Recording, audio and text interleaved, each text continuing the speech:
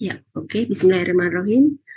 Selamat malam semuanya, teman-teman. Assalamualaikum warahmatullahi wabarakatuh. Pada malam hari ini kita akan melanjutkan materi kita, mata kuliah pemodelan bisnis. Nah, pada malam hari ini kita akan belajar tentang bisnis model kan.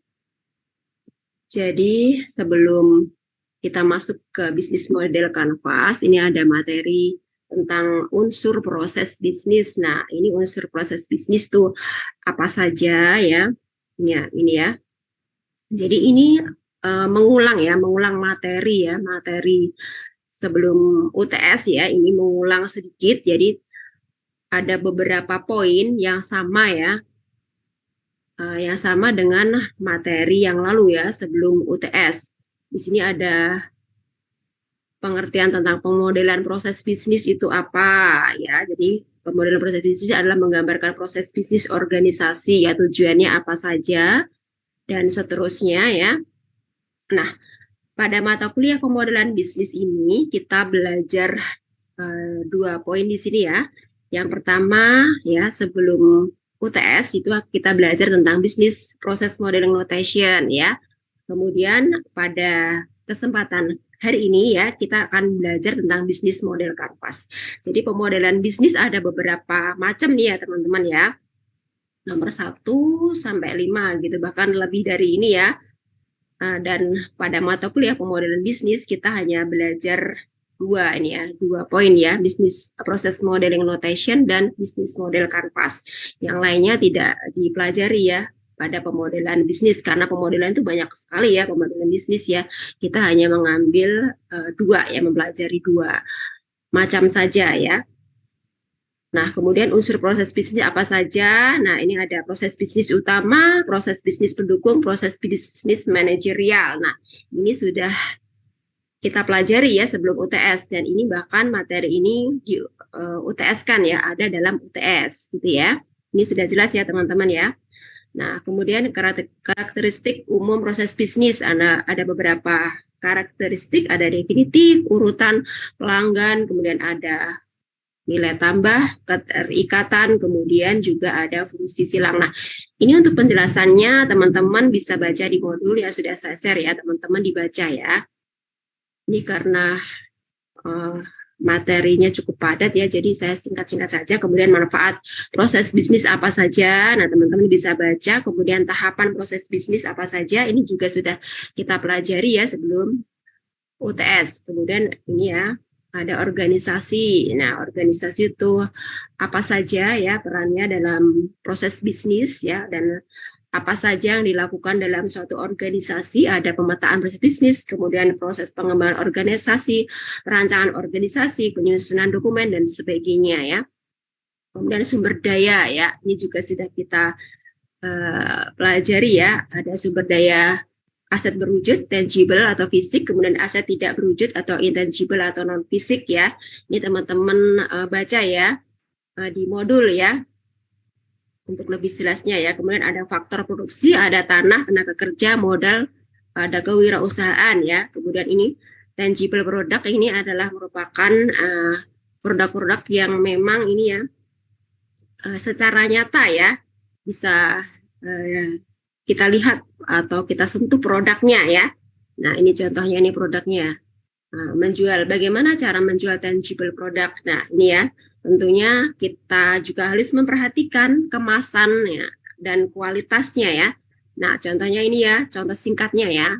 Nah, jika kita ingin berbisnis gitu ya, misalnya contoh yang mudahnya ini ya, rengginang gitu ya. Nah, rengginang ini kalau kemasannya hanya dibungkus plastik saja ya, tidak ada kemasan yang menarik untuk konsumen untuk membeli produk tersebut, tentunya ya nilainya juga berbeda ya dengan suatu produk yang dikemas ya dengan ini ya bungkus ya atau packaging ini ya yang disertai dengan nama produknya apa gitu ya, kemudian ada logo halalnya dan sebagainya ya. Tentunya nilai jualnya akan lebih tinggi ya daripada yang hanya dibungkus plastik saja ya. nggak bermerek, kemudian komposisinya nggak jelas, ya, halal atau tidaknya tidak tercantum, ya tentunya ya nilai produknya akan berbeda gitu ya. Nah, contohnya juga di sini keripik singkong gitu ya.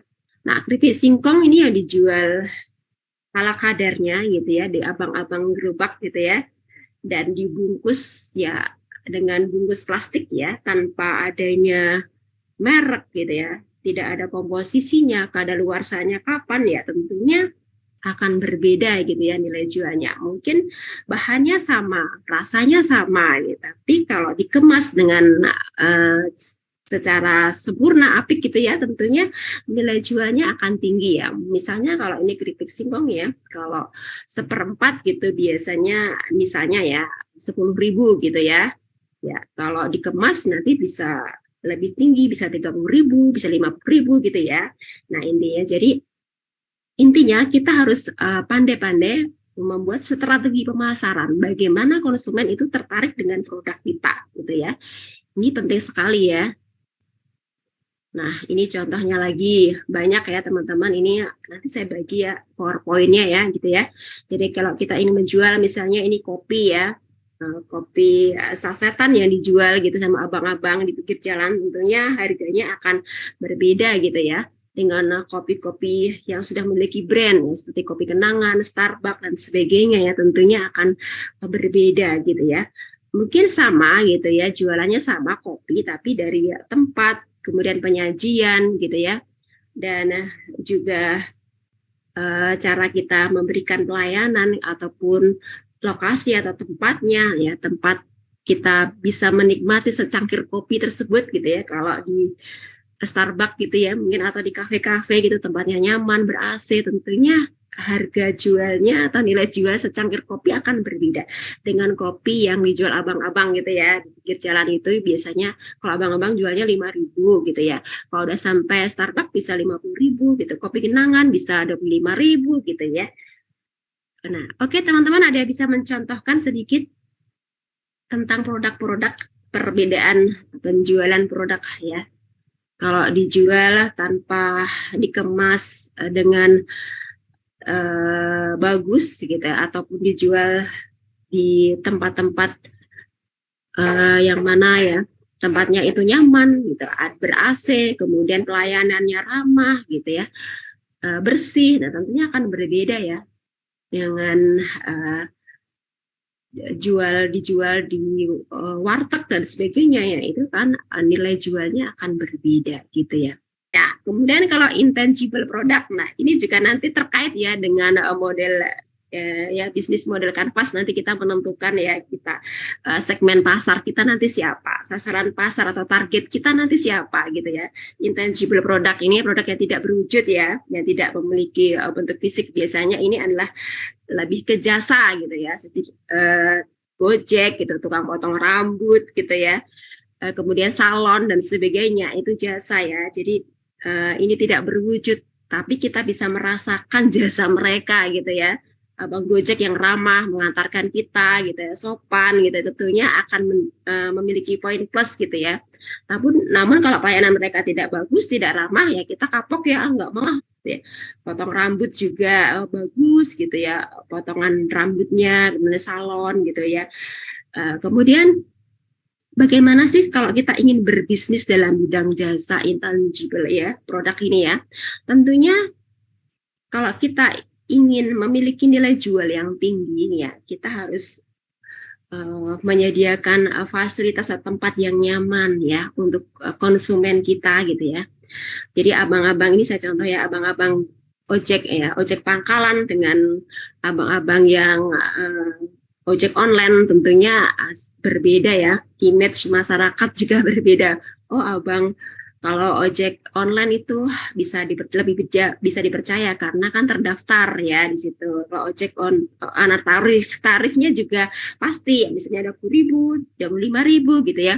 Kalau bang ojek pangkalan nanti kental lagi gitu ya, misalnya sampai rumah disuruh bayar lebih, tadi perjanjiannya 25.000, ternyata minta tambah. Karena saya juga pernah gitu ya, ojek pangkalan, Bu minta tambah dong Bu gitu, tadi perjanjiannya 25.000, sampai tempat minta tambah 10.000 gitu ya. Jadi kita kan kecewa ya, mendingan naik Gojek aja, pasti tarifnya gitu, 20.000 gitu ya.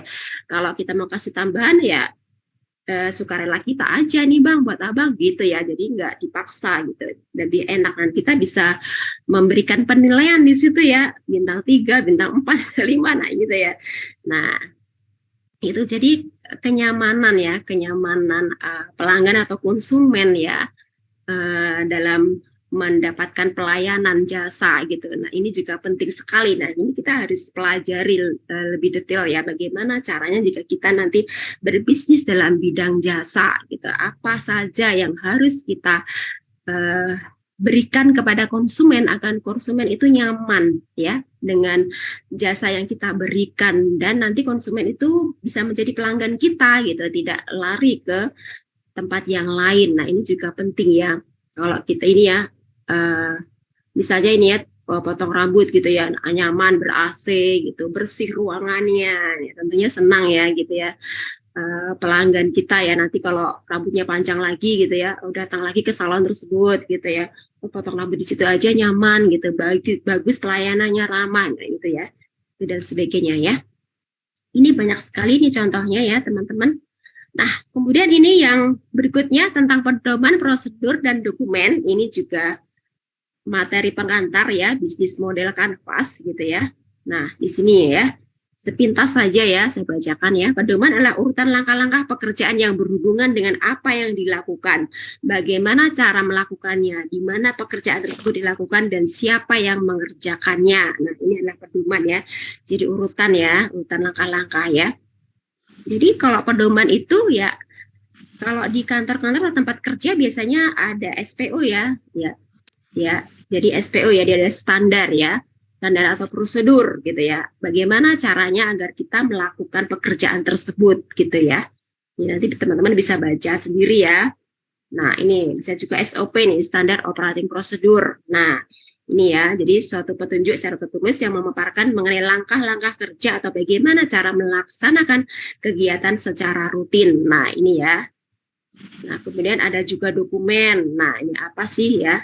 Pengertian dokumen gitu ya. Kenapa dokumen itu penting sekali dan macam-macam dokumen itu apa saja ya. Teman-teman bisa baca sendiri ya. Nah, oke. Nah, ini adalah sepintas ya, sedikit ya pengantar bisnis model kanvas. Ya, teman-teman bisa baca di modul ya. Oke. Oh, di sini ada Mas Gading. Halo, selamat malam Mas Gading. Apa kabar? Ya, oke, selamat bergabung. Nah, oke. Nah, kita akan masuk ke bisnis model kanvas ya, teman-teman ya.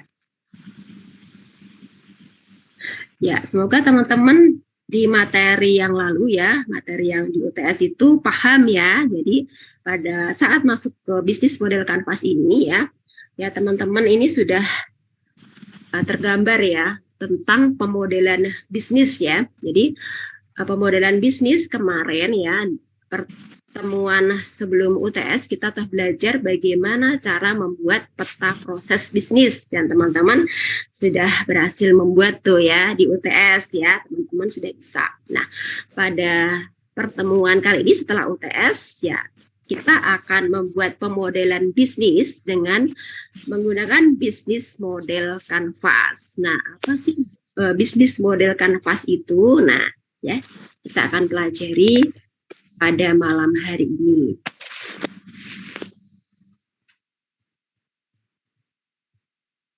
Nah, apa sih yang dimaksud bisnis model? Oke, silakan.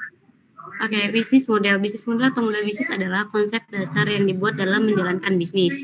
Bisnis model atau model bisnis adalah kerangka dari sebuah rencana bisnis dengan memikirkan bagaimana perusahaan akan mendapatkan keuntungan atau mendapatkan dengan perhitungan semua komponen bisnis. Ya, oke, terima kasih. Jadi bisnis model ya, atau model bisnis gitu ya, adalah konsep dasar yang dibuat dalam menjalankan bisnis gitu ya. Jadi dalam menjalankan bisnis itu seorang pebisnis itu ingin menggunakan model seperti apa sih? Model bisnis apa sih gitu ya? Jadi pertama kan kita sudah belajar tuh bisnis proses modeling notation ya dengan peta proses bisnis gitu ya. Kemudian pada pertemuan kali ini nanti kita akan belajar tentang bisnis model kanvas. Nah, gitu ya. Nah, kemudian bisnis modelnya atau model bisnis ini adalah merupakan suatu kerangka ya dari sebuah rencana bisnis ya. Jadi perusahaan tersebut atau pebisnis tersebut tentunya memikirkan ya bagaimana sih caranya agar bisnis tersebut bisa menguntungkan ya dan mendapatkan pendapatan gitu ya yang besar gitu ya. Jadi seorang pebisnis tentunya ya ingin agar usahanya maju ya, maju dan berkembang gitu ya, memiliki banyak pelanggan gitu ya, sehingga dalam waktu setahun, 2 tahun atau 3 tahun perusahaan tersebut sudah bisa membuka cabang ya, ya di beberapa tempat. Jadi kalau bisnisnya itu dalam waktu 5 tahun atau 10 tahun tetapi hanya memiliki satu cabang saja gitu, tidak berkembang. Nah, itu perlu dievaluasi gitu ya. Nah, selama berapa tahun Bapak berbisnis? Misalnya kita tanya ya, sudah 5 tahun gitu, oh sudah 10 tahun gitu, terus sudah memiliki berapa cabang? Nggak ada Neng, cuman satu aja di sini loh. Berarti dia tidak memikirkan untuk berkembang ya, bagaimana bisnis itu bisa berkembang gitu ya. Jadi tidak hanya uh, itu saja gitu. Kemudian bagaimana dia berinovasi gitu ya bisnisnya. Bisnisnya misalnya kalau bisnis bakso gitu ya, ya bakso itu aja ya, bakso urat gitu ya. Hanya itu saja dari tahun ke tahun ya, tidak ada upaya untuk berinovasi gitu ya. Bagaimana ya caranya agar bakso tersebut gitu memiliki rasa yang lain ataupun uh, berinovasi ya dengan adanya berbagai banyak ini ya, banyak pesaing-pesaing yang sudah gencar-gencarnya inovasi. Kalau kita tidak berinovasi tentunya kita akan kalah gitu ya, kalah bersaing ya dengan pesaing kita gitu ya. Jadi tidak hanya rasanya itu bakso apa Pak itu, bakso urat itu, nah itu saja nggak ada yang lain gitu ya. Bakso telur atau bakso mercon atau bakso apalah gitu ya, atau bakso pocong misalnya ini ya, wah serem amat pocong ya, namanya juga bagaimana caranya agar pembeli itu berminat tertarik gitu. Bakso pocong seperti apa ya bakso pocong, apakah baksonya dibentuk seperti pocong-pocong gitu ya, nah ataupun bakso yang dikasih tahu gitu ya, tahu sutra dan sebagainya gitu. Nah itu jadi begitu mendengar namanya konsumen itu merasa tertarik ya, penasaran gitu, seperti apa sih gitu ya rasanya gitu ya. Kemudian kalau bakso mercon kan sudah ada ya teman-teman gitu ya. Bakso mercon, bagaimana ya? Apakah baksonya itu segede mercon gitu ya? Ataupun rasanya pedas, ataupun di dalam pentolnya itu ada cabenya ya. Sehingga begitu kita mengunyah pentol bakso tersebut, kita kepedesan gitu. Nah, itu kan membuat konsumen itu tertarik yang berminat ya untuk membeli produk kita. Jadi kesan pertama dari nama mungkin ya, namanya cetar gitu. Wah, namanya cetar nih bakso pocong seperti apa ini? Penasaran, jadi berduyun-duyun lah datang gitu konsumen untuk membeli produk kita. Nah, ini adalah perlunya bisnis model ya. Jadi kita nanti mengetahui target ataupun segmen ya. Segmen pasar kita tuh siapa gitu ya. Jadi sasaran kita siapa nanti ya. Misalnya kalau bakso tadi, para pemuda gitu ya. Biasanya kan sukanya itu ya, inovasi-inovasi namanya yang aneh-aneh gitu, anak-anak muda biasanya gitu ya. Mereka lebih tertarik ya, berminat untuk membeli, mencoba. Nah, rasa penasaran tuh ada, misalnya itu segmen pasar kita. Nah, ini target kita anak muda. Atau target kita bisa juga dari kalangan menengah ke atas gitu ya, ataupun kalangan menengah ke bawah. Nah, itu nanti kita akan belajar di bisnis model kanvas ini ya. Jadi segmen pasar kita nanti siapa saja gitu ya. Nanti kita akan pelajari lebih lanjut ya. Nah, kemudian ada komponen model bisnis. Ini ada beberapa komponen. Jadi di sini ada siapa yang dilayani. Nah, gitu ya. Misalnya kita menjual bakso tadi ya, bakso mercon, bakso pocong, bakso urat, bakso telur misalnya contoh. Nanti siapa yang dilayani ya? dari atau segmen pasar kita, target pasar kita, target penjualan produk kita nanti siapa gitu ya. Anak muda kah gitu ya, ataupun dari kalangan orang tua masuk, ataupun anak-anak juga masuk gitu. Jadi kita menyediakan beberapa varian rasa gitu ya. Ada rasa yang pedes, ada yang nggak pedes gitu ya. Ataupun kita sediakan level 1, level 2, level 3. Nah, itu ya. Kalau segmen pasar kita dari semua usia ya gitu ya. Balita bisa gitu ya. Nah, kemudian anak-anak bisa, remaja bisa gitu ya, orang tua bisa. Nah, itu ya. Jadi siapa yang akan dilayani kita gitu ya. Target pasar kita nanti siapa gitu ya. Kemudian apa yang ditawarkan, nah produknya apa gitu ya, produk yang kita tawarkan apa gitu, misalnya makanan gitu, ataupun pakaian gitu, atau elektronik, nah produk yang kita tawarkan nanti apa kepada konsumen, nah gitu ya. Tentunya dengan produk yang kita tawarkan ini kita menyesuaikan ya dengan kondisi geografis, kondisi demografi masyarakat gitu ya. Tentunya kita menyesuaikan ya. Misalnya ini contoh ya, kalau kita ingin menjual pakaian hangat gitu ya, misalnya jaket gitu ya, ataupun pakaian-pakaian yang tebal gitu ya, dengan bahan yang tebal. Nah, kita lihat kondisi geografis daerah tersebut gitu ya. Kalau daerah panas gitu ya, seperti Indonesia gitu ya, tentunya kita tidak menjual baju-baju yang tebal gitu ya, kecuali kalau daerah Eropa yang mereka ada musim dingin, nah gitu ya. Tentunya nanti omset penjualan kita tidak akan tercapai ya targetnya ya, karena ya yang membeli juga jarang ya. Tentunya kalau jaket-jaket yang tebal gitu ya, atau pakaian-pakaian yang tebal itu kan yang membeli itu konsumennya itu biasanya di daerah-daerah pegunungan gitu. Kalau daerah Jakarta ya, kenapa harus beli jaket tebal atau pakaian yang tebal gitu ya, pakaian dari bahan wool, bagian bahan-bahan yang tebal gitu, kainnya ya. Tentunya panas ya, tidak cocok, tidak sesuai. Nah, ini kita perlu memperhatikan geografis ya dan demografi penduduknya ya. Penduduknya itu ya, misalnya paling banyak itu usia berapa sih gitu ya, usia remaja atau orang tua. Nah, kita sesuaikan ya jika kita ingin berbisnis gitu ya, konveksi misalnya. Oh, paling banyak di Jakarta itu remaja ya, ternyata angka kelahirannya ya, dari segi gitu ya, dari sensus itu ya, ternyata datanya gitu lebih banyak remaja di tahun-tahun ini gitu ya. Jadi oke, kita memproduksi pakaian-pakaian yang dimana segmennya di situ lebih ke remaja gitu ya, desain-desainnya juga lebih modis gitu ya. Nah, itu kita melihat seperti itu.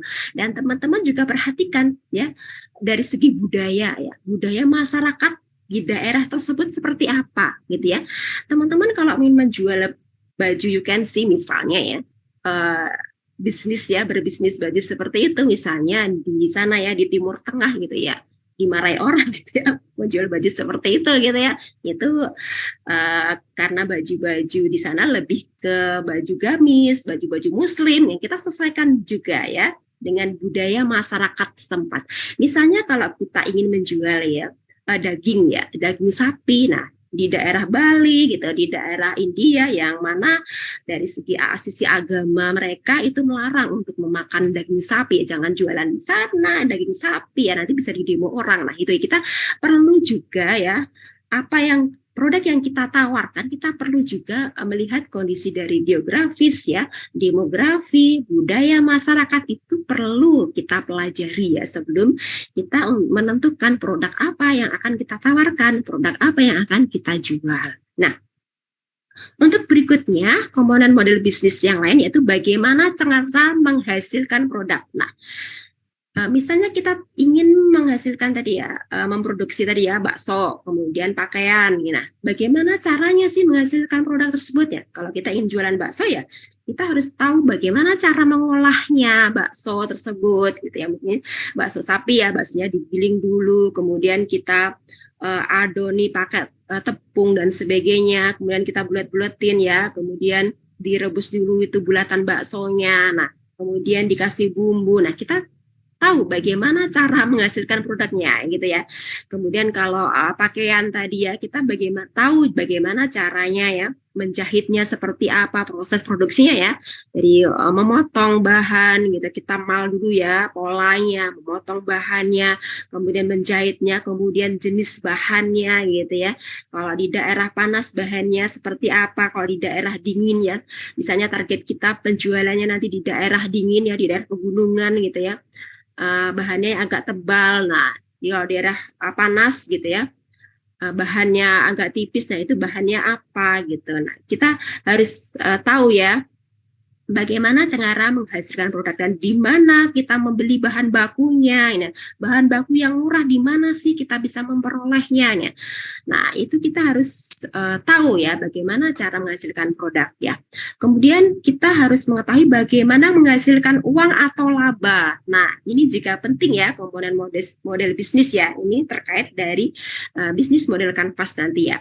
Nah, bagaimana caranya? Bagaimana strategi agar ya dengan input kecil gitu nanti outputnya besar gitu ya. Jadi dengan bahan baku atau modal yang kita keluarkan itu kecil ya, nanti menghasilkan keuntungan atau laba yang besar. Nah, bagaimana strateginya? Nah, kita harus mengetahui itu ya, bagaimana cara menghasilkan uang. Kemudian dari segi promosi ya, setelah produk tersebut jadi, bagaimana cara kita mempromosikan produk tersebut ya, agar konsumen mengetahui produk kita sehingga produk kita bisa dikenal oleh masyarakat atau konsumen dan bisa laku dijual di pasaran. Bagaimana strategi pemasarannya gitu ya. Nah, ini ya kita harus tahu ya bagaimana cara menghasilkan uang atau laba dari produk yang kita jual tersebut. Nah, kemudian komponen model bisnis lainnya, hal ini juga penting, bagaimana membedakan dirinya secara strategis terhadap pesaing. Nah, ini kita harus bisa berinovasi atau produk kita ya. Apa sih ciri khas produk kita gitu dengan produk pesaing? Nah, kita harus tahu ya. Jangan sampai produk kita sama, misalnya menjual kopi. Kopi ya, kopi itu saja. Kopi apa Pak jualnya? Kopi hitam. Kopi hitam, abang-abang di jalan juga jual kopi hitam gitu. Kopi apa? Kopi kapal api. Nah, kopi susu ya. Abang-abang di pinggir jalan juga jual kopi susu gitu ya. Nah, apa sih yang menjadi ciri khas produkmu itu apa ya? Keunikannya apa? Nah, itu ya. Jadi konsumen nanti akan tertarik ya membeli produk kita. Misalnya ya, oh aku ingin inovasi ya. Jadi tidak hanya kopi hitam, kopi susu gitu ya. Aku ingin menjual kopi rasa buah gitu, misalnya rasa stroberi, kopi rasa stroberi, kopi rasa jeruk misalnya gitu ya. Seperti apa sih gitu ya kopi rasa stroberi, kopi rasa jeruk, rasanya seperti apa? Konsumen akan tertarik gitu ya, akan penasaran gitu ya. Apalagi kalau pasar kita atau target pasar kita anak muda gitu ya, akan penasaran seperti apa sih gitu ya rasanya kopi rasa stroberi, kopi rasa jeruk nih gitu ya. Jadi ada ciri khas ya, ciri khas atau keunikan dari produk kita dibandingkan dengan produk pesaing. Nah, itu juga penting sekali ya. Jadi bagaimana membedakan ya produk tersebut atau ciri khas produk kita, ya, keunikan produk kita dibandingkan dengan produk pesaing. Nah, itu penting sekali ya. Nah, teman-teman ya, ini adalah komponen model bisnis ya. Untuk melengkapnya nih teman-teman bisa baca di modul ya. Nah, ini contoh gambar-gambarnya ini ya, siapa yang dilayani. Nah, ini ya. Nah, selain dari segi usia tadi ya, yang dilayani ya, dari usia segmen pasar atau target pasar kita, balita, anak-anak, remaja, dewasa, orang tua. Nah, ini juga dari kalangan ya, kalangan menengah ke bawah gitu, atau kalangan menengah ke atas, itu siapa yang dilayani ya. Itu penting sekali ya, karena nanti kita menentukan jenis produk kita, kemudian juga kita bisa menentukan harga ya, gitu ya, harga, dan juga kita bisa menentukan nanti tempat atau lokasi atau fasilitas-fasilitas yang akan kita sediakan untuk konsumen gitu ya. Bagaimana kalau kita menjual suatu produk tersebut, misalnya kopi tadi di kalangan menengah ke atas ya, tentunya kalau kalangan menengah atas lebih menikmati suasana yang nyaman gitu ya, sambil bersantai, ada wifi gratis, kemudian juga ada musik-musik gitu ya, melankolis ataupun yang lain gitu ya, sehingga mereka bisa nyaman menikmati kopi sambil bersantai gitu ya di suatu tempat yang kita sediakan untuk kalangan menengah ke atas. Ya tentunya kita pandai-pandailah gitu ya membuat strategi pemasaran gitu ya agar menarik untuk konsumen. Nah, gitu ya. Jadi apa yang ditawarkan, nah ini sudah saya jelaskan tadi ya, bagaimana cara menghasilkan produk. Nah, ini sudah saya jelaskan tadi ya, bagaimana cara menghasilkan produk kita gitu ya. Apakah dijahit dulu ya untuk pakaian gitu ya, ataupun diolah dulu gitu. Kemudian kalau kayu juga bagaimana proses mengolahnya agar bisa menjadi mebel gitu yang nyaman yang bisa digunakan gitu ya. Kemudian juga bagaimana cara mengolah bakso, bagaimana cara mengolah ayam goreng dan sebagainya. Ini adalah komponen-komponen bisnis yang perlu kita ketahui ya. Nah, kemudian inilah gambar-gambarnya ya. Nah, ini bagaimana cara menghasilkan uang, bagaimana membedakan dirinya secara strategis terhadap pesaing. Nah, ini ya. Inilah contoh-contohnya ya. Sudah saya jelaskan tadi di depan ya. Oke. Kemudian, mengapa kita perlu model bisnis ya? Mengapa sih model bisnis itu perlu dan penting ya? Penting kita buat gitu ya. Kenapa gitu ya? Nah, ini ada beberapa poin gitu. Mbak Marta bisa minta tolong dibacakan. Poin pertama, memudahkan para perencana dan pengambil keputusan di unit usaha dengan melihat hubungan logis antara komponen. Poin kedua, membantu menguji konsistensi hubungan antara komponennya. Yang ketiga, membantu menguji pasar dan asumsi yang digunakan. Yang keempat, menunjukkan seberapa radikal suatu perubahan dilakukan dan konsekuensinya. Ya, oke. Terima kasih Mbak Marta sudah dibacakan. Jadi kalau kita ingin membuat bisnis nanti ya, kita harus memikirkan strategi bisnisnya apa, model bisnisnya apa sih, agar bisnis kita nanti bisa maju dan berkembang. Strategi apa saja yang harus kita lakukan gitu, agar konsumen berminat atau tertarik membeli produk kita gitu. Kiat-kiatnya apa saja, nah gitu ya.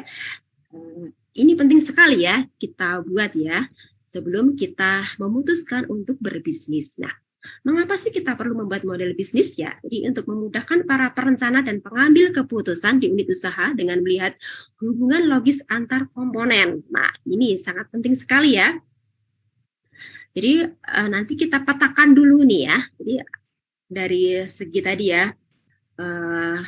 pelanggan gitu ya, target kita ya, target penjualan kita nanti bagaimana, siapa saja, kemudian bagaimana kita memperoleh produk atau bahan bakunya, kemudian bagaimana strategi pemasarannya. Nah, gitu ya. Jadi kita nanti belajar untuk memetakan ya bisnis model kanvas dalam satu kanvas nanti ya, hubungannya, keterikatannya gitu ya. Jadi nanti kalau kita menjual produk A, nanti itu targetnya siapa gitu ya. Kemudian bagaimana kita memperoleh bahan bakunya. Nah, kemudian bagaimana strategi pemasarannya, nanti itu kita petakan dulu dalam satu model kanvas, satu kanvas. Nah, gitu ya. Setelah itu nanti kita akan melihat gitu ya. Oh, ini yang cocok ternyata seperti ini. Nah, misalnya nanti kalau ada tidak cocok, oh ini ternyata tidak cocok gitu ya. Kalau aku menjual produk A, ini targetnya ternyata bukan ini, salah, bukan. Nanti bisa kita petakan lagi ya, mana yang cocok, mana yang sesuai. Ini ternyata ini tidak sesuai loh. Oh, bahannya jangan di sini ngambilnya. Bahannya kalau ngambilnya di sini nanti mahal. Nah, di sana saja gitu ya, di dekat sumbernya bahan baku, nanti tuh di sana lebih murah, jangan belinya di Jakarta misalnya gitu ya. Nanti kita petakan dulu. Nah, gitu ya. Jadi bisnis kita nanti matang gitu ya. Jadi tidak asal besok ingin bisnis ini langsung belanja tanpa kita analisis dulu ya. Nanti tahu-taunya oh ternyata aku itu ya nggak mendapatkan keuntungan atau keuntungan yang aku peroleh kecil. Nah, kok bisa nih? Ternyata aku gagal gitu, bangkrut lah. Kok bisa? Kenapa bisa gitu ya? Ya keuntungannya kecil ya, kamu ngambil bahannya dari mana? Bahan bakunya beli Jakarta. Kenapa beli di Jakarta? Gitu. Kenapa nggak beli di daerah saja lebih murah nih? Sehingga kalau kamu beli di Jakarta ya keuntungan yang ataupun laba yang kamu peroleh kecil gitu. Nah, kenapa nggak kamu analisis dulu, kamu petakan dulu bisnisnya gitu. Kita survei dulu. Nah, gitu ya, teman-teman. Gambarannya nanti ya bisnis model kanvas ya. Kemudian membantu menguji konsistensi hubungan antar komponennya. Nah, ini konsisten nggak? Misalnya bahan baku. Oh, bahan baku aku ambil dari Sukabumi gitu ya, contohnya. Atau bahan baku diambil aja dari daerah Semarang, di sana lebih murah. Nah, itu konsisten nggak nanti ya pemasoknya menyediakan bahan baku gitu. Ternyata enggak, itu musiman ternyata misalnya ya. Oh, jangan ngambil di situ gitu. Ataupun ada alternatif satu, misalnya di kota A musimnya bahan baku A, B gitu. Di kota C bahan baku ini gitu ya. Kita harus petakan dulu gitu ya. Jangan sampai kehabisan bahan baku. Nanti juga akan menghambat proses produksi. Nah, ini ya. Pentingnya satu model bisnis ya. Membantu menguji pasar dan asumsi yang digunakan. Nah, ini juga penting ya. Nah, jadi pasar itu butuh apa sih gitu ya. Produk kita ya, seperti saya bicarakan tadi di depan, bahwa kalau kita ingin menjual suatu produk ya, melempar produk ke pasaran, kita lihat dulu nih dari segi demografisnya, dari segi geografisnya gitu ya, daerah panas atau daerah dingin kalau jual pakaian tadi misalnya ya. Kemudian kalau kita ingin buat jual daging ya, dari segi budaya masyarakatnya gitu ya, mereka makan daging sapi enggak gitu, ataupun maaf nih ya, daging babi ataupun daging lainnya. Nah, itu kan mayoritas muslim, kok kamu jual daging babi di situ gitu ya, bisa didemo orang gitu ya, bisa nggak laku. Nah, itu contoh ya, ini contoh ya.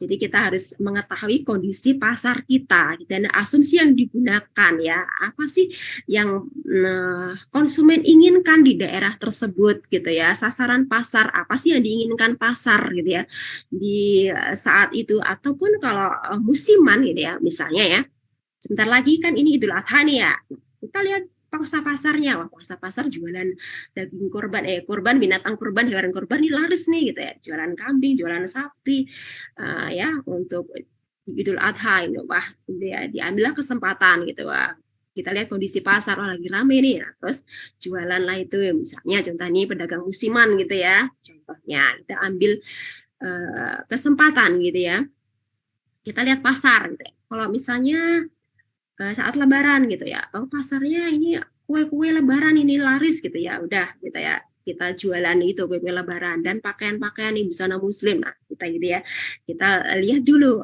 pasar, posisi pasar, permintaan pasar, permintaan konsumen tuh apa gitu ya, gitu ya. Kemudian menunjukkan seberapa radikal atau perubahan dilakukan dan konsekuensinya. Nah, ini ya. Nah, ini misalnya kita dalam berbisnis nih ya, ini terkait juga dengan manajemen perubahan ya. Saat kita berbisnis, kita evaluasi gitu ya. Ternyata bisnis kita itu rugi ya, tidak mencapai target. Kenapa gitu ya? Kita evaluasi ya. Setelah ketemu titik permasalahannya, kita berusaha ya untuk melakukan perubahan gitu ya. Jadi perubahan tidak secara keseluruhan, bisa juga secara bertahap gitu ya. Ternyata kalau kita melakukan perubahan secara besar-besaran ya, secara radikal gitu ya. Nah, itu ternyata dampaknya itu adalah karyawan gitu ya. Jadi tidak bisa karyawan mengikuti dengan cepat satu perubahan gitu ya. Misalnya kita berinovasi bisnis, oh strategi pemasaran harus kita rubah begini-begini. Nah, karyawan belum siap. Nah, itu bertahap ya.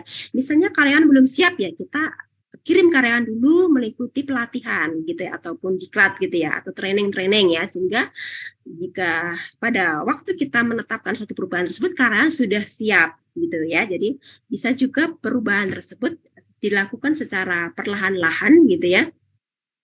Namun pasti gitu ya, perubahan tersebut untuk kemajuan dan tentunya untuk mendapatkan keuntungan ya yang lebih besar gitu ya daripada di bulan-bulan lalu atau tahun lalu gitu. Jadi ada peningkatan. Bagaimana caranya ya agar perusahaan tersebut lebih maju, lebih baik lagi dari tahun lalu gitu ya. Ini adalah beberapa ya hal ya membuat kita perlu sih membuat suatu model bisnis ya, yang tujuannya tadi agar usaha kita semakin maju dan berkembang, dan tujuannya yaitu mendapatkan laba atau keuntungan yang besar ya. Dengan input yang kecil nanti kita berharap outputnya besar. Nah, itu ya. Nah, kita mulai masuk bisnis model kanvas. Nah, ini ya teman-teman mungkin bertanya-tanya bagaimana sih Bu bisnis model kanvasnya? Kenapa sih disebut kanvas? Kanvas kan untuk melukis, dan itu hanyalah satu lembar, satu bagian saja. Nah, tapi di situ dilukiskan. Nah, kita bisa bercerita dari suatu lukisan tersebut. Misalnya suatu lukisan pemandangan alam pegunungan. Nah, dari satu lembar kanvas tersebut kita bisa bercerita. Oh, ternyata nyaman ya gitu ya. Di daerah pegunungan itu sejuk, dari lukisan tersebut kan adanya tanaman-tanaman hijau, ada pegunungan gitu. Terlihat juga cuaca cerah gitu ya. Kita bisa bercerita ya dari selembar kanvas tadi, lukisan tadi ya, sejuk gitu di daerah pegunungan, nyaman. Di situ ada petani yang menanam padi gitu ya, dan juga suasananya di situ ada ramah, gotong royong, kekeluargaan. Dari satu lembar kanvas tersebut, satu lukisan tersebut, kita bisa menceritakan ya kegiatan, aktivitas atau suasana ya di pegunungan ini ya, ini contohnya. Nah, bagaimana dengan bisnis model kanvas ya? Dari satu bidang kanvas tersebut nanti kita bisa bercerita ya. Model bisnisnya seperti apa? Nah, ini contohnya seperti ini ya. Oke ya, kita kenali dulu ya bisnis model kanvas. Nah, oke. Bisnis model kanvas atau BMC, model bisnis ini pertama kali diperkenalkan oleh Alexander Osterwalder dalam bukunya yang berjudul Business Model Generation tahun 2010. Bisnis model kanvas atau BMC adalah sebuah strategi manajemen yang berupa visual card dan terdiri dari 9 elemen BMC. Bisnis model kanvas adalah suatu kerangka kerja yang membahas model bisnis yang disajikan dalam bentuk visual berupa kanvas, lukisan, agar dapat dimengerti dan dipahami dengan mudah. Model ini digunakan untuk menjelaskan, memvisualisasikan, menilai, dan mengubah suatu model bisnis agar mampu menghasilkan kinerja yang lebih optimal. Ya, oke, terima kasih Mbak Vera sudah dibacakan. Jadi bisnis model kanvas ini pertama kali ditemukan oleh Alexander ya, gitu ya. Jadi dalam bukunya Business Model Generation ya. Ya, jadi bisnis model kanvas di sini ya teman-teman ya, memang benar ya. Ini nanti dicantumkan ya modelnya itu dalam satu kanvas ya, satu lembar kertas gitu ya. Nah, ini sebuah strategi manajemen yang berupa visual chart dan terdiri dari 9 elemen bisnis model kanvas. Nah, ya elemennya apa saja nanti akan saya jelaskan ya. Ya, jadi ini suatu kerangka kerja yang berupa seperti suatu lukisan, satu kanvas ya. Nah, di situ nanti ada 9 elemen bisnis model kanvas itu ya. Jadi lebih mudah ya.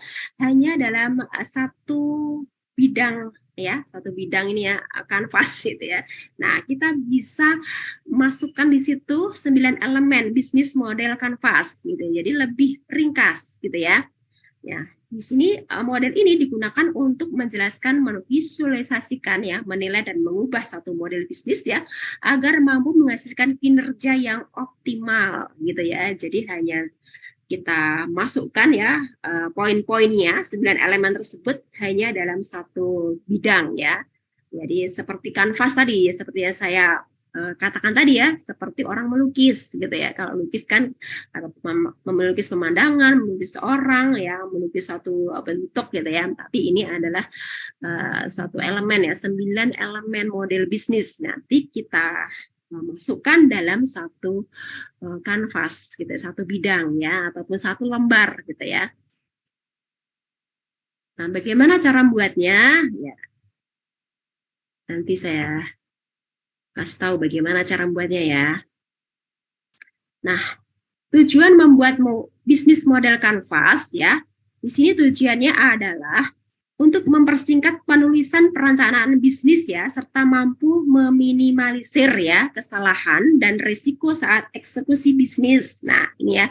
Jadi ini lebih singkat ya, karena kita membuatnya dalam satu bidang kanvas, gitu. Jadi lebih memantau itu lebih mudah gitu ya. Oh ini nggak cocok, ini nggak sesuai gitu. Kita bisa memindah-mindahkan atau menggantinya dengan mudah gitu. Jadi tanpa melihat lembar-lembar berikutnya atau lembar-lembar sebelumnya. Nah itu lebih riuh gitu ya. Kalau dalam satu bidang, satu kanvas gitu, satu lembar gitu ya, itu lebih mudah gitu. Oh ternyata ini nggak sesuai. Oh ini bagusnya ini gitu. Itu lebih mudah ya. Jadi untuk meminimalisir kesalahan ya dan risiko saat eksekusi bisnis ya, karena di situ terpampang jelas ya 9 elemen tersebut dalam satu bidang gitu ya. Nah, kemudian fungsi bisnis model kanvas. Fungsi bisnis model kanvas yaitu membantu memberikan gambaran singkat tentang model bisnis. Yang kedua, mudah dipahami oleh siapapun dengan bagan singkatnya. 3, BMC mudah diubah sesuai kebutuhan. 4, BMC bisa dibagikan ke siapapun, baik karyawan maupun pemangku bisnis. BMC bisa digunakan oleh perusahaan besar maupun perusahaan yang masih merintis. BMC mampu menjelaskan berbagai aspek bisnis terkait satu sama lain. Ya, oke. Terima kasih Mbak Marta sudah dibacakan. Jadi ini teman-teman udah jelas ya fungsi bisnis model kanvas ya. Oke. Nah, ini ada 9 elemen bisnis model kanvas ya. Oke. Ini bisnis model kanvas atau model bisnis kanvas ini digambarkan ya melalui 9 blok bangunan dasar ya yang menunjukkan logika ya bagaimana sebuah perusahaan bermaksud untuk menghasilkan uang. Jadi pada intinya bagaimana sih agar bisa menghasilkan keuntungan, menghasilkan laba ya, karena orientasinya bisnis gitu ya. Jadi bagaimana sih seorang pebisnis itu bisa berpikir agar bisa mendapatkan keuntungan sebesar-besarnya ya, dengan modal sekecil-kecilnya, serendah-rendahnya kita bisa mendapatkan keuntungan sebesar-besarnya. Kan inginnya begitu ya, modalnya kecil tapi untungnya banyak gitu. Nah bagaimana caranya? Nah gitu. Ini bisnis model kanvas ya. Nah 9 blok ini mencakup 4 bidang utama. Di sini ada pelanggan ya, siapa sih pelanggan kita gitu ya, target pasar kita, segmen pasar kita nanti siapa, kemudian penawarannya ya, bagaimana caranya kita mempromosikan produk kita ya, bagaimana caranya gitu ya agar produk kita ini laku dijual di pasaran, agar konsumen itu mengenal produk kita sehingga tertarik untuk membeli produk kita. Nah, itu ya. Kemudian infrastruktur. Nah, infrastruktur ini apa saja sih yang diperlukan gitu ya untuk membangun ya satu proses bisnis tersebut, satu bisnis tersebut ya, agar bisnis tersebut bisa besar gitu ya. Apa saja yang kita perlukan ya. Kemudian dari kelayakan keuangan. Nah, dari segi permodalan ini juga penting gitu ya. Bagaimana caranya ya agar bisnis tersebut bisa jalan ya, tentunya perlu modal gitu ya. Nah kalau kita tidak cukup ya modalnya, apa yang harus kita lakukan? Nah gitu ya, dengan minta bantuan dengan pihak ketiga ataupun kita kerjasama dengan rekan kerja ataupun dengan saudara ataupun kita bisa menjual aset kita misalnya ya, aset kita yang tidak produktif gitu ya, kita jual untuk usaha gitu. Misalnya kita punya tanah gitu. Tanah itu nggak produktif, nggak diapa-apain gitu ya, tapi kita lagi usaha. Nah, usahanya itu butuh modal ya. Dan kalau dibiayai nanti insya Allah bisa berkembang. Nah, yang tidak produktif aset kita bisa jual. Nah, uangnya bisa untuk menambahi modal usaha kita. Misalnya ini dari segi kelayakan keuangan tadi kita kurang modal gitu ya. Nah, ini adalah 4 bidang utama ya. Jadi 9 elemen bisnis model kanvas ini ya mencakup 4 bidang utama bisnis ya, dari sisi pelanggan, penawaran, infrastruktur, dan kelayakan keuangan ya. Nah, ini teman-teman ya, 9 elemen bisnis model kanvas ya. Mbak Nina bisa minta tolong dibacakan? Ya Bu, bisa Bu. 9 elemen BMC. Yang pertama ada customer segments, kedua ada value proposition, kemudian ada channels, keempat ada customer relationship, kelima ada revenue streams, keenam ada key resources, ketujuh ada key activities, kedelapan ada key partnership, yang terakhir ada cost structure. Ya, oke, terima kasih Mbak Nina sudah dibacakan. Jadi ini adalah 9 elemen bisnis model Canvas ya teman-teman ya. Per segmen ya di sini ya. Nah, customer segment ini adalah merupakan pihak yang menggunakan jasa atau produk dari organisasi ya. Mereka berkontribusi dalam memberikan penghasilan organisasi. Jadi customer segment ini juga merupakan kelompok orang atau organisasi yang dituju oleh perusahaan untuk dilayani. Nah, ini ya, customer segment gitu ya. Jadi seperti yang saya jelaskan tadi, ini ya, customer segment kita tuh siapa? Target penjualan kita itu siapa gitu ya. Nah, ini ya. Dari segi usia, ya, usianya berapa? Nah, dari segi kalangan menengah ke atas atau menengah ke bawah ya, seperti sudah saya contohkan tadi ya, untuk customer segment. Nah, customer segments ini juga terkait dengan segmen pasar ya, jadi terdiri dari kelompok pelanggan yang memiliki seperangkat keinginan yang sama. Nah, ini ya. Jadi segmen pasar ini juga bisa merupakan semua kumpulan pelanggan. Nah, pelanggan kita segmennya apa nih? Usianya remaja atau anak-anak gitu ya. Nah, kita petakan dulu nih segmen pasar kita ya. Kemudian suatu kelompok pelanggan dapat disebut sebagai segmen pasar apabila ya, ini ya, memerlukan pelayanan value proposition yang tersendiri ya karena permasalahan dan kebutuhan secara khusus. Nah, ini ya. Ya. Misalnya kita memiliki segmen ya, segmen pasar kita ya. Kalau khusus itu biasanya dari lansia gitu. Oh, segmen pasar kita lansia gitu ya. Kita menjual produk makanan misalnya ya, makanan segmen pasar kita lansia gitu. Nah, kalau lansia itu biasanya ini kita teliti dulu ya, kita survei dulu. Biasanya kalau lansia itu nggak suka terlalu pedas ya, nggak suka terlalu asin ya, karena sudah banyak gejala-gejalanya ya, kolesterol, darah tinggi, dan misalnya ya gula. Nah itu ya, kita harus survei dulu nih segmen pasar kita untuk lansia contohnya. Jadi menyediakan makanan-makanan yang sehat ya, non kolesterol gitu ya, tidak pedas gitu, dan rasanya juga enak dan bahannya yang kita pakai juga lembut. Kalau lansia biasanya juga ini ya, struktur giginya juga tidak penuh gitu contoh ya gitu ya. Ya kita sediakan makanan-makanan yang lembut ya, seperti bubur Manado, bubur kacang hijau gitu contoh ya. Kalau makanan-makanan juga jangan terlalu keras gitu, yang lembut gitu ya, bisa mereka kunyah gitu ya. Dan itu tadi ya, jangan terlalu asin, jangan terlalu pedas gitu ya. Kita lihat dulu ya. Pelayanan kita atau segmen pasar kita tuh membutuhkan apa, kebutuhannya apa secara khusus nih misalnya. Kemudian kalau kita menyediakan pakaian bayi misalnya, nah bayi itu kan masih lembut kulitnya, nah bahannya juga harus yang lembut, katun misalnya ya, atau bahan-bahan yang tidak panas gitu, bisa menyerap keringat. Nah contoh ya. Nah kita harus istilahnya memetakan dulu kebutuhannya ya, sasaran kita, segmen pasar kita tuh siapa. Nah, kita teliti dulu ya. Ya. Jadi di sini memerlukan pelayanan yang tersendiri ya, karena permasalahan dan kebutuhan secara khusus. Nah, itu ya. Kita petakan dulu segmen pasar kita, kebutuhan konsumen kita itu apa ya. Kemudian dicapai dan dilayani dengan saluran distribusi atau channel. Ini channel yang berbeda gitu ya.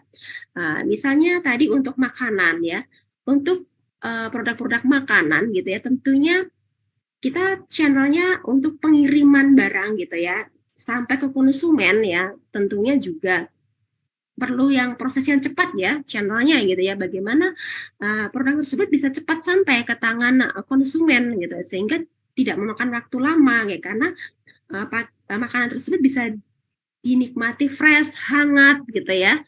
Jadi konsumen juga merasa puas gitu ya dengan produk kita, jangan sampai basi misalnya kalau terlalu lama gitu proses pengirimannya ya nanti bisa basi gitu ya, jadi konsumen kecewa. Nah ini juga kita perlu ya saluran distribusinya, bagaimana biar bisa cepat sampai ya ke tangan konsumen ya. Misalnya kalau kita mendistribusikan produk kita ya, misalnya kita jual rempeyek gitu misalnya ya, kita jual online misalnya ya. Nah, bagaimana cara distribusinya gitu ya, distribusinya agar sampai ke tangan konsumen tidak rusak ya. Kita caranya ya dalam mengemas gitu berbeda ya. Kita kasih kardus ataupun kotak gitu yang khusus gitu ya, sehingga tidak hancur dalam perjalanan. Nah, kita harus perhatikan tersebut ya, bagaimana caranya ya agar produk tersebut sampai di tangan konsumen gitu ya dengan kondisi baik gitu ya. Kemudian perlu pendekatan customer relationship yang berbeda. Nah, ini juga ya perlu pendekatan yang berbeda, bagaimana caranya gitu ya agar kita bisa berkomunikasi ya dengan konsumen gitu ataupun pelanggan kita gitu ya dari beberapa segmen tadi ya. Misalnya kalau segmen menengah ke atas dan menengah ke bawah gitu ya, tentunya pendekatannya itu ataupun dari sisi pelayanannya gitu ya atau penyajiannya berbeda ya. Misalnya ya kalau di restoran gitu ya, tentunya pendekatannya atau pelayanan berbeda ya, customer relationship ya di situ ya. Jadi di situ ada kayaknya penyaji ya yang ramah dengan pakaian yang bersih gitu ya, disambut dengan baik gitu ya. Konsumen kita atau pelanggan kita yang datang ke restoran gitu ya, mungkin dari depan gitu ya ada sambutan datang ya, ada dari satpamnya ya, kemudian ada dari pelayanannya gitu, Bapak mau pesan apa gitu ya. Nah itu ya dari pendekatan konsumen kita agar konsumen itu nyaman ya dengan produk yang kita tawarkan gitu ya. Dan kalau tempatnya nyaman gitu, misalnya restoran gitu ya ataupun rumah makan, nah itu ya nyaman ada AC-nya ya, bersih dan sebagainya ya, itu ya. Jadi pendekatan kepada customer juga penting ya. Jadi keramahan kita bagaimana dalam melayani mereka, nah gitu ya. Kemudian memberikan profitabilitas yang berbeda. Nah ini juga kita ya bisa menilai tersebut ya. Nah keuntungannya berapa ya yang akan kita peroleh nanti ya. Ya kalau kita menjual misalnya produk kopi tadi ya di kafe gitu ya dan di warteg gitu ya, tentunya akan berbeda gitu ya. Dari segi nilai jualnya juga beda ya. Kalau di warteg misalnya biasanya kita jual 5.000, kalau di kafe-kafe ya bisa 15.000 ya, 20.000 ya, bahkan lebih. Nah itu ya. Jadi nanti dari segi profit atau keuntungan harus kita bisa menghitungnya gitu ya. Jangan sampai kita jualan rugi gitu ya. Kalau di warteg ataupun rumah makan biasa kita jual 5.000 gitu ya. Nah, fasilitas di situ apa gitu ya? Fasilitasnya tidak ada AC-nya, hanya kipas angin biasa gitu. Beda kalau dengan di kafe gitu. Atau restoran di situ ada AC dan sebagainya. Nah, biayanya, kosnya ya. Biayanya harus kita perhitungkan. Nanti kita bisa menentukan nanti harga jualnya berapa, harga penjualannya berapa dari harga-harga itu ya. Harga operasional dan operasional kita ya, harga bahan baku ya untuk operasional dan sebagainya harus kita perhitungkan ya, sehingga nanti kita bisa mengetahui harga jualnya berapa. Jadi jangan sampai kita jualan malah rugi. Nah gitu ya. Kemudian kemampuan ya bayar yang berbeda sesuai dengan persepsi terhadap nilai yang mereka terima. Ini kemampuan bayar ya. Misalnya kalau kita jual produk ya untuk menengah ke atas dan menengah ke bawah tentunya berbeda ya gitu ya. Kita lihat kemampuan bayar dari target pasar kita, segmen pasar kita. Kalau menengah ke bawah ya kita jualnya jangan terlalu mahal gitu ya, misalnya gitu ya. Kalau menengah ke atas ya karena kita tahu kondisi keuangan mereka ya kita sesuaikan saja gitu ya. Nah tentunya kita harus bisa menghitung gitu ya. Menghitung dari kualitas produk bahan gitu ya yang kita pakai gitu ya. Kalau bahannya berkualitas tentunya harganya mahal dan segmen pasar kita tentunya menengah ke atas gitu. Tapi kalau produk kita itu kualitasnya misalnya grade-nya A, B, C misalnya B gitu ya. kita bisa menjualnya di kalangan menengah ke bawah, ya harganya jangan terlalu mahal. Kita sesuaikan juga ya kondisi keuangan mereka, kemampuan mereka membayar atau membeli produk kita itu bagaimana. Nah, gitu kita sesuaikan juga ya. Nah, dalam menentukan segmen pasar kita ya, menengah ke atas, menengah ke bawah gitu ya, ataupun dari segi usia tadi ya, usia anak-anak ya, dewasa maupun orang tua atau lansia ya, gitu kita harus bisa memilah-milah segmen pasar kita nanti siapa ya, segmen pasar yang akan membeli produk kita. Kemudian customer segmen kita ini ya, kita bisa menggunakan pertanyaan ini agar mudah ya. Siapa yang akan membeli produk Anda? Nah, ini ya biar kita mudah ya. Customer segmenku siapa sih gitu ya. Nah, agar mudah ini ada pertanyaan ini ya. Siapa yang akan membeli produk Anda? Siapa yang mau membayar Anda? Nah, ini ya. Dari pertanyaan ini nanti kita bisa ketemu tuh ya. Misalnya mau jualan bakso tadi ya. Siapa sih yang akan membeli produk Anda? Oh, yang akan membeli nanti sasarannya, targetnya itu para remaja gitu. Nah, siapa yang mau membayar Anda? Yang membayar tuh para remaja yang gaul gitu, kalangan menengah ke atas gitu, atau menengah ke bawah gitu. Nah, itu ya, siapa yang mau membayar? Nah, ya. Jadi diisi dengan sasaran konsumen yang akan membeli produk Anda. Sasarannya siapa? Gitu, yang akan membeli siapa? Nah, itu ya.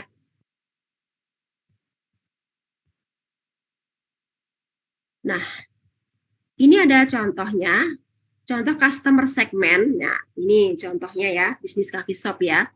Nah, misalnya nih ya, harga kopi 20.000 ya per cup gitu ya. Nah, siapa segmen Anda? Ini contohnya ya. Contohnya Mbak Nina ingin bisnis coffee shopnya. Aku ingin bisnis di situ nanti ada jualan kopi, jualan roti bakar, jualan pisang bakar, pisang goreng, ini misalnya ya di situ ya. Kopi nanti aku kasih tarif atau targetnya nanti satu cup itu satu gelas satu cangkir misalnya 20.000. Nah, kalau 20.000 nanti kira-kira targetnya siapa ya yang mau beli 20.000 ya misalnya ya. Oh, ternyata itu untuk kelas bawah misalnya contoh. Oh, kelas bawah ya. Oh, enggak mungkin mungkin kelas atas atau menengah ke atas. Nah, ini ya nanti kita bisa memetakan dulu nih targetnya. Target penjualan kita nanti siapa ya? Dengan kopi 20.000 tadi ya. Ini nanti yang mampu membayar atau mampu membeli produk kita nanti itu dari kalangan menengah ke atas atau menengah ke bawah. Nanti kita petakan ya. Jadi umumnya kelas bawah itu akan lebih memilih kopi saset. Ini umumnya ya menengah ke bawah. Nah, kelas atas akan lebih tertarik dengan brand terkenal seperti Starbucks atau McCafe ya. Ini ya. Ini contohnya kelas atas ya. Jadi kalau biasanya kalau atas itu mereka lebih tertarik ya membeli kopi-kopi yang sudah brand, sudah terkenal. Nah, gitu ya. Nah, kalau gitu targetnya kalangan mana ini ya? Oh, kalangan remaja saja gitu ya. Ya. Misalnya gitu ya. Nah, ini contohnya customer segment adalah kalangan menengah ke atas, anak muda atau remaja, pekerja kantoran ataupun dari keluarga. Nah, ini contoh ya. Ini adalah contoh customer segment kita. Nah, contoh. Aku ingin membuat kafe ya. Kafe di situ sasarannya tidak hanya anak muda saja, tapi bisa juga mengajak keluarganya gitu ya untuk makan di sini. Jadi ada kenyamanan, keramahan, ada tempat yang agak luas gitu untuk berkumpul keluarga. Ini contohnya bisnis coffee shopnya itu tadi ya, customer segmennya ini ada untuk kalangan menengah ke atas, anak muda atau remaja, pekerja kantoran dan keluarga ya. Ya. Ya, oke. Oke, customer segment ada pertanyaan. Mungkin bisa memberikan contoh ayo Mbak Nina atau Mbak Marta, Mbak Vera, customer segment.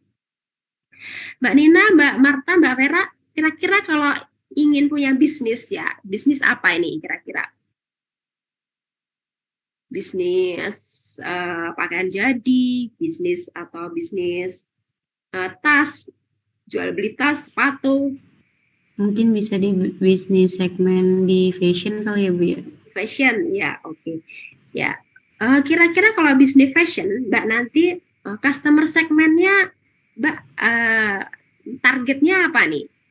Mungkin targetnya ke yang fashion muslimah gitu sih Bu. Busana muslimah, targetnya ibu rumah tangga, Targetnya yang remaja, targetnya muslimah di remaja sih Bu. di remaja. Nah, itu nanti ya, nanti ditulis tuh ya, customer segmen busana muslimah, ya fashion ya, busana muslimah.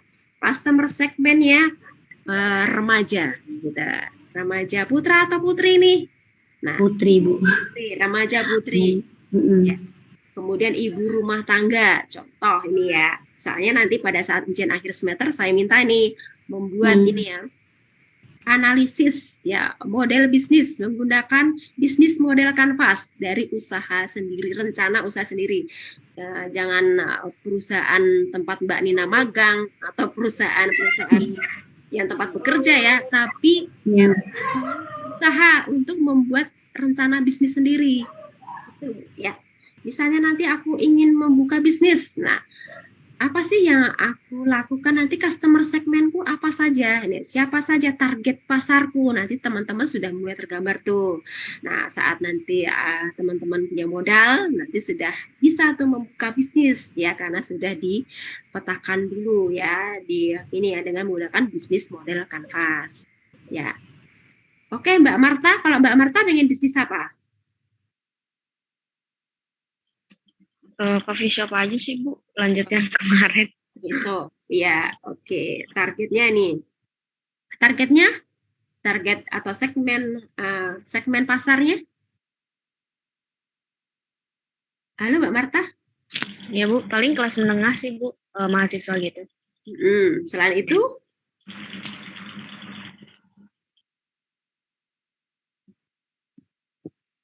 kelas menengah ya, anak muda atau remaja ya. Bu. Mahasiswa gitu ya, mahasiswa yang lagi bikin tugas atau tesis ya, ada wifi gratis di situ ya, tempat nongkrong di situ sambil ngopi-ngopi, sambil makan roti bakar, pisang bakar gitu ya Mbak ya, ini misalnya ya customer segmennya. Kemudian Mbak Vera, halo selamat malam Mbak Vera. Mbak Vera kira-kira ingin bisnis apa nanti? Fashion Ibu. Fashion. Kemarin yang saya buat fashion. Ya, oke. Customer segmennya nanti kira-kira siapa? Kalangan remaja ke atas, Bu. Remaja ke atas. Iya. Remaja putra atau putri? Dua-duanya, Bu. Ya. Ibu-ibu rumah tangga enggak? Orang tua enggak ada? Kalau minat boleh, Bu. Ya, itu harus dipetakan ya di bisnis model kanvas ya. Jadi nanti targetnya siapa? Soalnya nanti pengaruh ke produk. Misalnya targetnya ke anak remaja. Nanti Mbak memproduksi fashion yang cocok untuk orang tua ya, enggak diminati. Nah, itu nanti terkait dengan produk yang dihasilkan. Nah, gitu ya. Jadi ini harus jelas segmennya mana. Oh, kalau untuk remaja ya desainnya yang modis-modis, jangan yang jadul-jadul seperti ibu-ibu. Nah, nanti yang nggak minat ya, itu ya konsumennya. Nah, ini nanti terkait ya.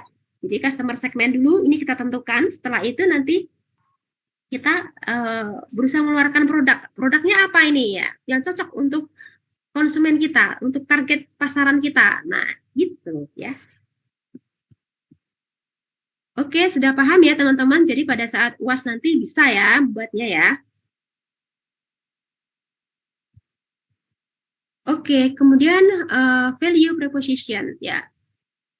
Oke, Mbak Marta bisa minta tolong dibacakan.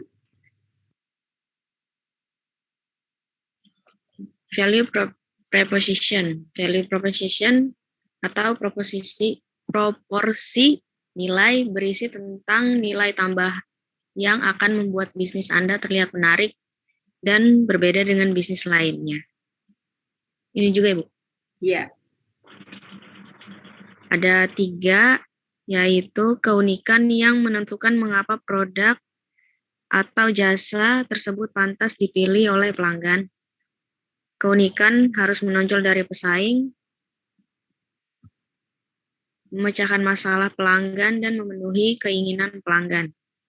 Nilai tambah dapat bersifat kuantitatif, contohnya harga, kecepatan pelayanan. Kualitatif, contohnya desain dan pengalaman pelanggan. Ya, oke, terima kasih Mbak Marta. Nah, ini juga tak kalah pentingnya ya teman-teman, value proposition ya. Ini proporsi nilai ya, jadi berisi tentang nilai tambah yang akan membuat bisnis Anda terlihat menarik dan berbeda dengan bisnis lainnya ya. Seperti saya bicarakan tadi di depan ya, keunikan bisnismu itu apa gitu ya, ciri khasnya apa gitu. Kalau dari kopi ya, apa sih ciri khas rasa kopi yang dihasilkan tuh apa gitu ya.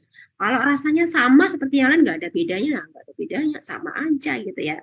Kalau aku beli kopimu 20.000 ya, kalau rasanya sama dengan abang-abang itu yang di pinggir jalan jual 5.000 ya, biasanya naik sepeda itu kan, mendingan jadi abang-abang aja, murah 5.000. Kalau sama, kalau kemasannya sama, itu aja sama, pakai cup yang biasa di situ juga gitu, lebih murah. Nah gitu ya, itu jadi tidak ada value atau nilai gitu, nilai lebih apa sih gitu, nilai lebih dari produkmu, keunikannya tuh apa gitu ya.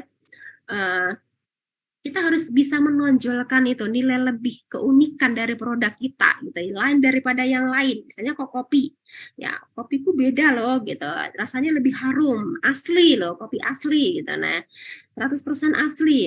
Nah di situ nanti bisa dengan berbagai varian rasa. Ini rasa apa ini? Rasa buah ini ada gitu, ataupun rasa-rasa yang lainnya ada di sini ya gitu ya. Kemudian dari kemasannya itu pakai gelas yang khusus ya, tidak dijual di tempat yang lain. Nah jadi berbeda desainnya. Nah itu ya, jadi keunikan, unik ya. Biasanya ini ya kaum remaja ini yang biasanya ini ya suka ya, suka hal-hal yang unik gitu ya. Misalnya ya, contohnya ya, lagi tren nih Blackpink ya, lagi tren nih Coldplay ya, ya konser ya, ya teman-teman Mbak Nina, Mbak Marta ya, atau BTS. Nah lagi itu ya lagi tren, kita desain lah itu ya gelasnya ya, ada gambarnya Blackpink, BTS, Coldplay ya dan sebagainya. Nah itu kan anak-anak remaja itu tertarik ya untuk membeli. Kadang-kadang tidak ingin menikmati kopinya, tapi ingin membeli gelasnya itu, cangkirnya itu ya gitu ya. Cangkirnya menarik, desainnya bagus ya. Itu Blackpink itu favoritku loh gitu ya. Beli gitu. Ya, kopinya buat kamu aja deh, aku gelasnya. Nah, kadang-kadang seperti itu konsumen ada gitu ya. Nah, kita harus jeli ya sebagai seorang pebisnis. Nah, apa sih tren apa sih yang diminati oleh masyarakat gitu. Nah, kita juga harus tentukan tadi ya target pasar kita, targetnya remaja. Kalau remaja itu biasanya suka hal-hal yang unik-unik gitu ya, kekinian. Nah, kita beda dengan orang-orang yang sepuh, sudah lansia. Itu mereka tuh model mah nggak penting, yang penting rasa. Nah, biasanya begitu ya, beda ya dengan anak muda ya. Nah itu ya, jadi nilai tambah itu bersifat kuantitatif seperti harga, kecepatan pelayanan. Nah kecepatan pelayanan cepat ya, kalau ada orderan itu cepat gitu ya, nggak pakai lama gitu ya, langsung diantar misalnya ya. Harganya juga kompetitif ya, bisa bersaing ya harganya ya. Kalau kualitasnya bagus ya tentunya harganya ya agak mahal dikit ya, tetapi dengan pesaing ya kita bisa loh bersaing, kita berani bersaing ya, karena produk kita yakin berkualitas, insya Allah gitu ya, bagus gitu ya, berkualitas ya, karena kita menjamin rasa gitu ya, rasa yang khas gitu ya, dan keaslian produk kita asli dari gulanya juga asli, ataupun dari kalau gula aren ya gula aren asli gitu, tidak ada pemanis buatan. Nah itu contohnya bisa ya dari segi kualitas ya. Kemudian dari kualitatif ada desain, kemudian pengalaman pelanggan ya dalam membeli produk kita, seperti apa mereka pengalamannya. Jangan sampai pelanggan kecewa ya, setelah membeli produk kita ternyata pelanggan kecewa, nanti pelanggan akan kapok dan tidak mau membeli produk kita lagi ya. Ini adalah dari value proposition ya. Nah, kemudian value proposition ini ada beberapa elemen yang berkontribusi pada pembentukan nilai tambah. Nah, di sini ada kebaruan ya. Kemudian ada kinerja ya, performance, ada kustomisasi ya, customization, kemudian ada penyelesaian pekerjaan, ada desain, kemudian ada merek, status brand ya atau status, kemudian harga, price, kemudian pengurangan biaya, pengurangan risiko, akses, kemudian ada kenyamanan, kemudian penggunaan dan sebagainya. Ini adalah beberapa elemen ya yang berkontribusi ya pada pembentukan nilai tambah suatu produk ya. Nah, bagaimana caranya kita menetapkan value proposition kita, nilai tambah kita, bagaimana caranya? Nah, ini ya untuk lebih mudahnya ya. Ya, ada beberapa pertanyaan ini ya, sehingga kita nanti bisa memberikan jawaban. Oh, ternyata nilai tambah produk kita harus begini, begini, begini. Nah, gitu ya. Nah, ini ada pertanyaan, mengapa sih orang memilih untuk menggunakan produk atau jasa Anda? Mengapa gitu ya? Orang untuk memilih untuk menggunakan produk atau jasa Anda. Nah, nilai lebih apa? Nilai tambah apa? Gitu, keunikan apa terhadap produk Anda gitu ya? Sebentar. Nah, ini ya. Kemudian apa keunggulan bisnis Anda dibanding kompetitor yang lain? Keunggulan bisnismu apa gitu ya? Dari segi desainnya unik ataupun dari segi rasa. Nah, rasanya itu bervariasi gitu ya, ataupun dari hal-hal lain ya menjadikan bisnis Anda tuh unggul daripada pesaing atau kompetitoran yang lain gitu ya. Kemudian kalau kita menjual ayam goreng misalnya ya, sama-sama ayam goreng tapi yang aku miliki lebih crispy gitu ya. Ayam goreng crispy dari bahan-bahan pilihan yang berkualitas. Nah, itu misalnya keunggulan produk ya. Dan apa yang paling menarik dari model bisnis Anda? Apa sih yang paling menarik yang menjadi unggulan dari produk kita gitu ya. Misalnya yang paling menarik tadi ya ayam misalnya. Ayamnya crispy, jadi rasanya crispy gitu ya. Dari bahan yang rahasia dan berkualitas ya tentunya ya agar untuk menjamin agar produk kita itu tidak ditiru ya tentunya biasanya sih ada resep-resep rahasia gitu ya. Sehingga produk kita itu lebih enak ya kalau ayam tadi ya lebih crispy daripada kompetitor kita. Ya, kita memiliki suatu resep rahasia ya, resep ini ya dapur kita ya rahasia yang tidak bisa dibuat atau dimiliki oleh kompetitor kita ya, sehingga itu yang membuat produk kita unggul. Nah, gitu ya, lebih crispy. Sama-sama ayam goreng tapi punya kita tuh lebih crispy gitu. Lebih renyah, lebih gurih gitu, tidak mudah masuk angin atau melempem gitu ya. Jika misalnya kita kirimkan ke konsumen gitu sampai di jalan nanti misalnya dalam beberapa menit perjalanan sudah nggak enak, sudah lembek. Nah, itu ya, itu berbeda dengan produk kita ya, tetap crispy sampai ke tangan pelanggan. Nah, itu misalnya ya. Nah, ini contohnya. Contoh value proposition kita adalah kopi kita itu kopi yang berkualitas premium, 100% halal loh gitu ya, contoh. Nah, kopi dengan cita rasa aneka buah. Nah, bisa rasa stroberi gitu. Kemudian jeruk gitu, dan rasa apel misalnya ya. Nah, bagaimana cara membuatnya kok bisa ada rasanya? Nah, itu teman-teman harus mencoba dulu ya, mencoba beberapa resep gitu ya. Kalau sudah fix ya, baru kita pasarkan ya. Kemudian experience, ini adalah pengalaman ya, pengalaman konsumen untuk membeli produk kita. Jadi ada rasa kebahagiaan, kenikmatan, kenyamanan. Misalnya ya, kita punya rumah makan gitu, ataupun restoran gitu ya, ataupun coffee shop ya. Tadi kalau siapa tadi ya, coffee shop ya, Mbak Marta ya, coffee shopnya itu nyaman loh, ternyata bersih gitu ya.